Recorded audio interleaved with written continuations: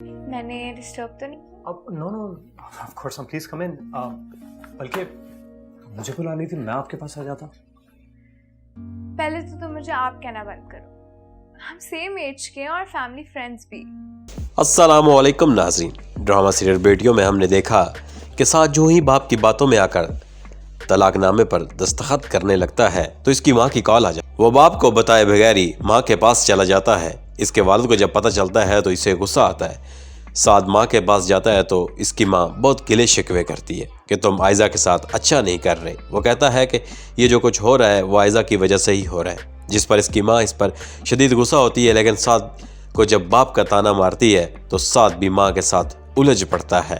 سعد اب ماں کے پاس ہی رک جاتا ہے اور کچھ دن باپ کے گھر نہ جانے کا فیصلہ کرتا ہے. جبکہ ادھر لیک اور سارے گھر والے انم کے سسرال والوں کو ہانیہ کی شادی کا کارڈ دینے جاتے ہیں.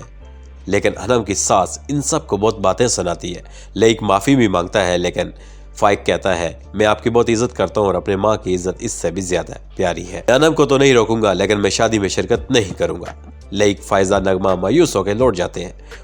راستے میں فائزہ باپ کو کہتی ہے کہ آپ مجھے میرے گھر چھوڑ دیں، اور جب وہ اپنے گھر جاتی ہے اپنا کمرہ سجا ہوا دیکھ کر اسے پتہ چلتا ہے کہ دانش نے اس کے لیے سرپرائز تیار کر رکھا تھا.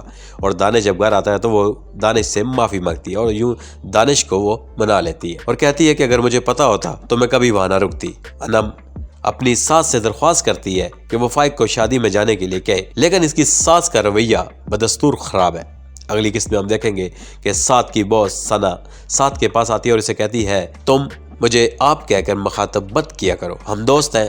سعد اسے کہتا ہے کہ وہ اس کی باس ہے، لیکن ثنا کہتی ہے کیا دوست ایک ساتھ کام نہیں کر سکتے. ثنا سعد کے قریب ہونے کی کوشش کر رہی ہے جبکہ اس کے باپ نے عائزہ کو پہلے ہی سعد سے دور کر دیا ہے. جبکہ انم کی زندگی کی مشکلات کیسے کم یا ختم ہوگی، یہ صورتحال بھی بڑی دلچسپ ہو گئی ہے.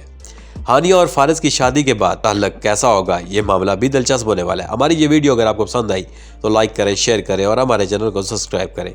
اللہ حافظ.